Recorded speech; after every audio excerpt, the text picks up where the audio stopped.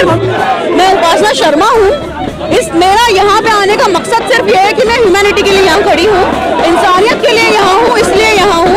इंसान हूँ, खाना खाती हूँ, इसलिए यहाँ हूँ। लोग यहाँ पे इकट्ठे हुए हैं और विश्व हिंदू परिषद को कोई हक नहीं बनता किसी का इंतकाम लेने के लिए। वो अगर ये बात बोल रहे हैं कि हम बांग्लादेश का बदला ले रहे हैं, तो बांग्लादेश का बदला लेने वाले ये लोग कोई भी नहीं होते हैं। उसमें एक लड़के का दाढ़ी पकड़ के खींच के पुलिस लेके गई, उसमें किसी ने कोई रवैया नहीं दिखाया। लेकिन ये लोग पता नहीं कौन सा हिंदुइज्म पढ़ के बैठे हुए हैं कि इनको इंसान में इंसानियत की जगह पे पहले उसको धर्म दिख रहा है। अमित शाह जी सुरक्षित होंगे क्योंकि वो सबसे, उनको ऐसा लगता होगा कि मैं सुरक्षित हूँ। अब वो उनको क्या लग रहा है इस बारे में हम तो क्या ही कह सकते हैं।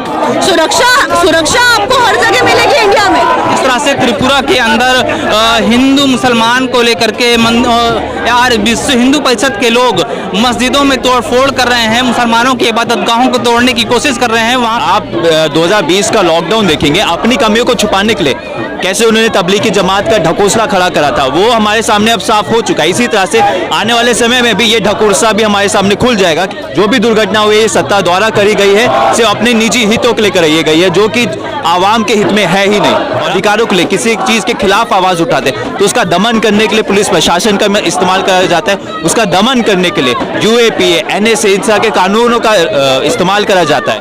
जब तक इस देश में क्रांतिकारी ताकतें हैं तब तक हिंदू मुसलमान के दंगों को हम तो नहीं फैलने देंगे। वो चाहे जितनी भी कोशिश कर लो, हम डरते नहीं हैं, चाहे मोदी हो या शाह हो या कोई भी हो। डरना उनको चाहिए क्योंकि आने वाले समय में उनको हम बताएंगे। मैं तो बेसिकली मैं विशेष समुदाय से नहीं हूँ, मैं उपासना शर्मा हूँ। मेरा यहाँ पे आने का मकसद सिर्फ ये है कि मैं ह्यूमैनिटी के लिए यहाँ खड़ी हूँ, इंसानियत के लिए यहाँ हूँ, इसलिए यहाँ हूँ। इंसान हूँ, खाना खाती हूँ, इसलिए यहाँ हूँ। मैं कुछ गंदा चीजें खाना चालू अभी तक किया नहीं है, इस कारण से यहाँ हूँ। मैं सबसे बड़ी बात बताऊँ आपको, मैं मुस्लिम कम्युनिटी से नहीं हूँ, मैं हिंदू हूँ, ब्राह्मण हूँ।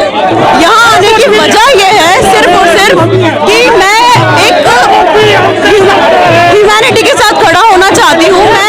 मैं इंसान की पहले इंसानियत देखना चाहती हूँ, इसलिए यहाँ हूँ। सिर्फ यही वजह है और कुछ नहीं है। आप सीधी सी बात है, जो हरकतें त्रिपुरा में हो रही है उसके खिलाफ हम लोग यहाँ पे इकट्ठे हुए हैं और विश्व हिंदू परिषद को कोई हक नहीं बनता किसी का इंतकाम लेने के लिए। वो अगर ये बात बोल रहे हैं कि हम बांग्लादेश का बदला ले रहे हैं, तो बांग्लादेश का बदला लेने वाले ये लोग कोई भी नहीं होते हैं। परेशान किया गया, इसलिए भारत के अंदर हो रही है। एक बात बताइए, बांग्लादेश में जो हुआ मानते हैं उस चीज को भी गलत है, हत्या किसी की भी हो कहीं पे भी हो गलत है, ठीक है। लेकिन एक बात बताइए आप कि विश्व हिंदू परिषद को राइट किसने दिया इस चीज का कि वो यहाँ पर वो नृशंस हत्या करे। कोई ने अगर क्या बोलते सालों पहले कोई जुर्म किया है तो उसका मतलब ये नहीं कि मुझे राइट मिल जाता है कि मैं भी वही जुर्म करूं। मोदी सरकार कहती है सबका साथ सबका विकास है, इस देश में सबका साथ और सबका विकास नहीं हो रहा है क्या? बिल्कुल नहीं हो रहा है। सबका साथ सबका विकास सिर्फ एक ढकोसला है अगर देखा जाए तो। मैं इंदौर से आती हूँ, जिस जगह से मैं आती हूँ वहाँ पे एक जमाने में ये था, मतलब आज से 2-3 साल पहले तक कि सेक्युलरिज्म का एक टूटी बोलती थी। आज यह हालत है कि हमारे यहाँ पे माइनॉरिटीज के साथ इतना ज्यादा प्रताड़ना की जा रही है कि अभी की बात बताऊं मैं आपको, हाल ही में पे जो जुलूस निकला था उसमें एक लड़के का दाढ़ी पकड़ के खींच के पुलिस लेके गई, उसमें किसी ने कोई रवैया नहीं दिखाया। पीछे देखा गया कि लास्ट में डांस हो रहा था, वहाँ पर पुलिस जब गई थी तो वहाँ पर एक कैमरामैन बॉडी पर डांस कर रहा था, आपने भी देखा होगा। हाँ, वो व्यक्ति को आप कैमरामैन कह ही कैसे सकते हो, इंसान ही कैसे कह सकते हो जो एक लाश पे नाच ले कूद ले?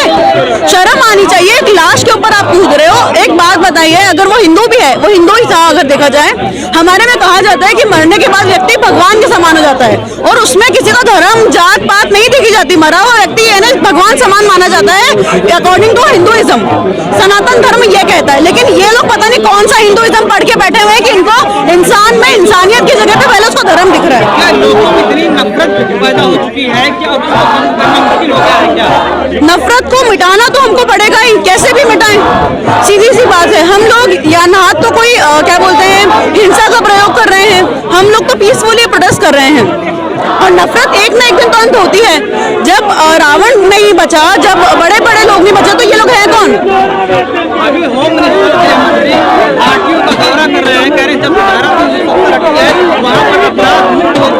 अच्छा। लगातार जो आतंकवादी के कृत्य हो रहे हैं, अच्छा। अच्छा। ब्लड प्रूफ शीशा भी हटा दिया गया। अच्छा अच्छा अच्छा।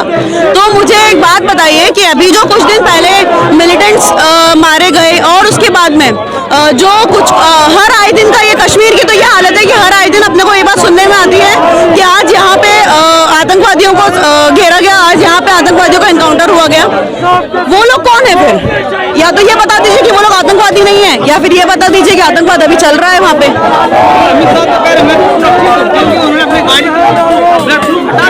अमित शाह जी सुरक्षित होंगे क्योंकि वो सबसे, उनको ऐसा लगता होगा कि मैं सुरक्षित हूँ। अब वो उनको क्या लग रहा है इस बारे में हम तो क्या ही कह सकते हैं। सुरक्षा सुरक्षा आपको हर जगह मिलेगी इंडिया में। सुरक्षित अगर नहीं है कोई तो वो उनकी ही राइट विंग से सुरक्षित नहीं है। हर जगह जितनी भी हरकतें हो रही है लगातार राइट विंग ही किसी न किसी को परेशान करती हुई नजर आ रही है। क्या लगता है जिस तरह से अब प्रोटेस्ट यहाँ पे किए जा रहे हैं, रोका जा रहा है कि आवाज उठाना शुरू हो गया है? बिल्कुल हो गया है। जो आवाज उठाता है, आप अभी तक देखते हुए आए हैं जितने भी लोग सीए प्रोटेस्टर्स थे उन लोगों के ऊपर क्या बोलते हैं यूएपीए के तहत कार्रवाई हुई। आज की बात बताऊं मैं, कितने ही जर्नलिस्ट ऐसे हैं, मैं खुद मास कम्युनिकेशन फील्ड से आती हूँ इसलिए मैं इस बारे में जानकारी रखती हूँ। सादिक कपन हुए और भी कई जर्नलिस्ट हैं, उन लोगों को सिर्फ अपना एक खुद का पर्सनल पॉइंट ऑफ व्यू रखने के कारण उनको जेल में डाल दिया जाता है। और क्या बोले इस बारे में? केंद्र की मोदी सरकार लगातार जो कानून बना रही, चाहे सीएनआरसी का मामला हो, क्या एक टारगेट करने की कोशिश कर रही है? कम्युनिटी को टारगेट करे या ना करे, लेकिन ये कहीं ना कहीं पूरी तरह से एंटी ह्यूमन हरकतें कर रहे हैं। इन लोगों को अपने धर्म की जगह, अपने हिंदुत्व की जगह, अपने हिंदुत्व के एजेंडा की जगह पे विकास की, जो एग्जैक्ट विकास के नाम पे आए थे ये लोग, उसकी बातें करनी चाहिए। जो डेवलपमेंट था इन्होंने वादा किया था उसके बारे में बातें करनी चाहिए। जैसा कि आपने देखा त्रिपुरा भवन के बाहर यहाँ पर तकरीबन सैकड़ों लोग बाहर प्रोटेस्ट कर रहे हैं। जिस तरह से त्रिपुरा के अंदर हिंदू मुसलमान को लेकर के यार विश्व हिंदू परिषद के लोग मस्जिदों में तोड़फोड़ कर रहे हैं, मुसलमानों की इबादत गाहों को तोड़ने की कोशिश कर रहे हैं, वहाँ के मुस्लिम कम्युनिटी के लोगों के घरों को जलाया जा रहा है। ये काफ़ी दुर्भाग्यपूर्ण है। उसी के विरोध जताने के लिए आज त्रिपुरा भवन के बाहर यहाँ पर सैकड़ों की तादाद में लोग प्रोटेस्ट कर रहे हैं। पुलिस प्रशासन भी यहाँ पर मुस्तैद है और कह रही है कि गैदरिंग करने की आपको इजाज़त नहीं है। आज हम लोग यहाँ पे इसलिए इकट्ठा हुए हैं क्योंकि भाजपा सरकार जो नफरत फैला रही है 2014 से, हम उसके खिलाफ यहाँ पर खड़े हो रखे, और त्रिपुरा में जो भी हुआ है वो इसी नफरत के कारण हुआ है।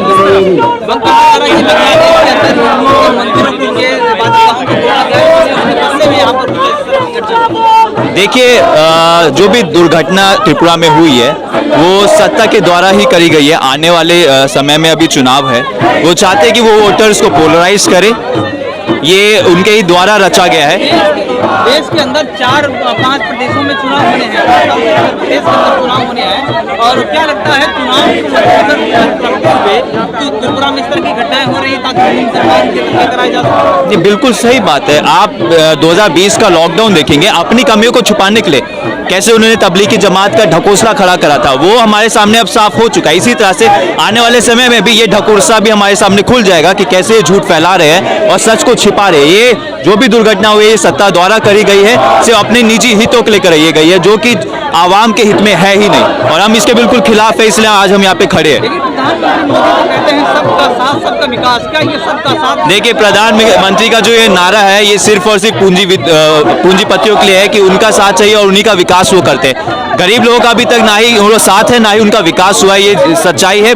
और मोदी जी को ये पता है, पर उसके बावजूद भी ये करते हैं क्योंकि उनका लक्ष्य ही कुछ और है। वो चाहते हैं कि समाज में सिर्फ कुछ ही लोग आगे बढ़ पाए और कुछ लोग दबे के दबे रहे। जिस तरह से आप यहाँ पर प्रोटेस्ट कर रहे हैं, क्या पुलिस प्रशासन आपको इजाजत नहीं दे रही थी आगे जाने की? क्या देखिए, पुलिस प्रशासन तो यही बोल रही है कि 144 लगी हुई है, 188 के तहत हम आपको डिटेन कर लेंगे, ये कर लेंगे, वो कर लेंगे। जब मंत्रियां रैली निकालते हैं तब कहाँ चले जाते हैं ये?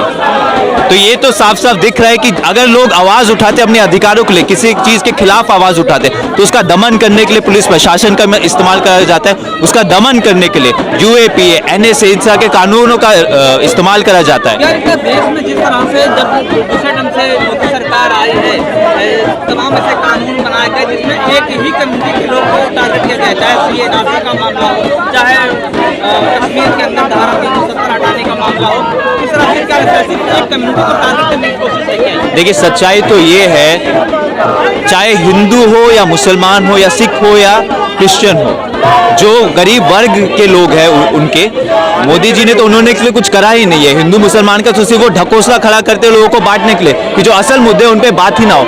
हिंदू भी तो गरीब है, उनके लिए मोदी जी ने क्या करा है? तो इनका ये ढकोसला है, ये सिर्फ और सिर्फ लोगों को लड़वाने के लिए है कि लोगों को बांटा जाए और वो सत्ता पे राज करते रहे, सिर्फ इसीलिए ये ढकोसला खड़ा करते। वरना आज भी हिंदू में इतने सारे गरीब परिवार है, उनका क्या हुआ? अस्पताल में वो भी तो मर रहे थे जब कोरोना बीमारी फैली हुई थी, तो उनका क्या हुआ? कोरोना मारे गए उसके बाद उन्होंने काफी कह रहे हैं कि हमने लोगों के लिए सुविधाएं दी, मुफ्त राशन दे दिए, वैक्सीन 100 करोड़ लोगों तक वैक्सीन पहुंचा दिए। देखिए मोदी जी ये जो बोल रहे हैं ये बिल्कुल सबका साथ सबका विकास नारे की तरह, ये नोटबंदी की जो वाहवाही वो करते हैं उसी की तरह है, क्योंकि जमीनी स्तर पे अभी भी हकीकत उसी तरह है जहाँ पे अस्पताल के लाइन में खड़ा होना पड़ता है, जहाँ पे राशन अभी तक नहीं पहुंचा है। एक आखिरी सवाल, अभी गृह मंत्री वहाँ पर घाटियों का दौरा कर रहे थे, वो कह रहे हैं कि अब यहाँ पर धारा 370 हटने के बाद से लोग सुरक्षित महसूस कर रहे हैं, और साथ ही जिस तरह से आतंकवादी गतिविधियां हुआ करती थी अब नहीं हो रही। उन्होंने अपने गाड़ी से बुलेट प्रूफ हटा दिए।